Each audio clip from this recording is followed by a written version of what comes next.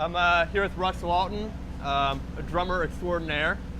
Russ, you've had a relationship with Ray, your buddy, for years and years. How did you guys originally meet? I ran into him at a couple of festivals. He was in another band called that we just, I can't remember what band I was in, but he was with Viper House. Okay. And then I met him once before, and then we started playing with Trey, and we just hanging out, and then from there it was just like, hey, we lived in sort of the same neighborhood, we're like 10 miles, whatever. We're in the Little same radius around? Yeah, like he lived at the mountain, and I'm, like I can get to his house in 10 minutes. So like, what are you doing? Let's get together sometime. And there's this little club in Sugarbush that they had a Hammond B3 in the club, and I was like, okay, let's get together, and just have some fun and then it sort of went from there, Once a month, the guys book this once a month, and it's like, well, I'll book more gigs, and it just sort of, it's cool how things just naturally kind of take off. You guys gelled and really, exactly, and we really felt each other musically. Yeah, and we kind of write together. I'd write some beats, and he had some songs, and it was cool. It's and we just just take it from there. We made some home recordings, and they sounded really great. So it was like, we should keep doing this.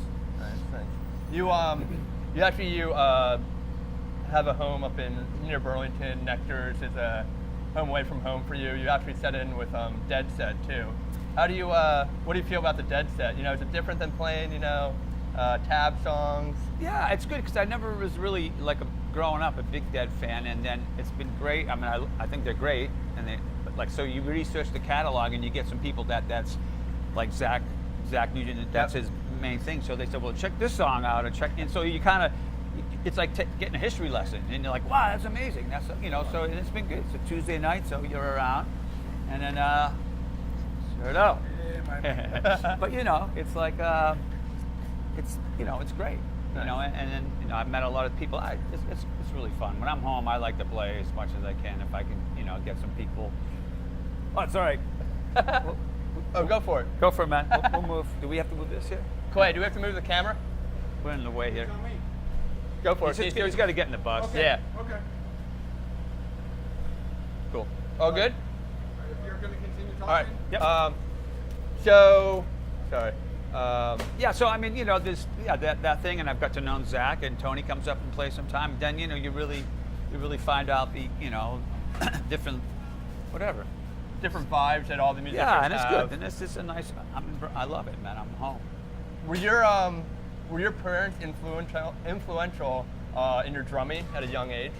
Say that again? Were your parents influential of your drumming at a young age? Not really. One of my cousins, I grew up near a drum and bugle corps, and my cousin was in it, so I go up to the rehearsals all the time. It was up the street from my house, and I'd see the parades too. I was just listening to this guy for the drummer from Chicago was saying the same thing. The parade was coming down the street when I was a kid, and I was getting all emotional, and I was wondering what the heck was going on. I was like a little kid, and with the power of the drum line, and so that's kind of how it started. In the drum and bugle corps, then bought a drum set, So, are there any drummers that you really, you've had a lot of festivals this spring, you're on the road a lot. Any drummers that really stand out to you right now in the scene? Oh, God, there's so many. I know. It's put me on the spot. I mean, yeah. I'm trying to Or remember. old friends like Stanton Moore, people like that? Stan's great. That drummer, and I don't know his name. We played actually we're going to summer camp. The last time we played there, the Wood Brothers played. Yeah. And that drummer, I don't know his name, but he was really cool because he was really blending a lot of, like I try to do, blend a little Afro beat with this and funk and trying to make Yeah, he it has a all. very unique, it's really unique cool. like guitar/drum. I was actually watching their video of Ophelia last night. I knew it was phenomenal. Okay, yeah. I'm trying to think. It'll come to me after we stop today, but there's so many great players, and it's just, it's and for me, I really like the guy, like that kind of a guy, or somebody that puts the funk into it, but he blends different things, and it's just real musical, more understated, if anything, sometimes. Yeah, definitely learning from different players and just getting their style. I'm trying to think what we did. We played who I saw when we played, and yes, actually, we were at Jazz Fest, and it shut. I didn't realize we were the last band, so I was going to go check out music, and then it shut down at 7. So it's like, Do you do you have any advice for players, young players that want to be a drummer? Yeah, I mean, basically, you can take lessons. You can. I mean, for me, when I give lessons, the first thing I do is make sure their technique is good, and it's just how you hold the sticks. It makes a big difference. You know, from there, it's like time and feel, and it's just information. But, you know, it's just, of course, too, teaching somebody the right thing or learning the right thing or what kind of music you want to learn, or just make it broad-based, you know? So it's just keeping an open mind, but just keep chipping away every day at it. That's all I do. That makes sense, you know, and just like the kids I teach, it's like, okay, we're going to play a reggae feel now. Okay, we're going to do a rock thing or like a swing thing or whatever. It's just knowing a lot of different styles. Yeah, know your genre, know your style, get the feel of what you really want to do. Yeah, I mean, it's just and being tasteful. And whatever. Some people want to kick down the double bass. That's not really what I teach. But but there's other people that do it amazing. You know, it's pretty wide open. You know, but with all this stuff, there's a lot of subtleties in the music. You know. What 3 or 4 albums were influential to you, not only drumming but musically when you were growing up?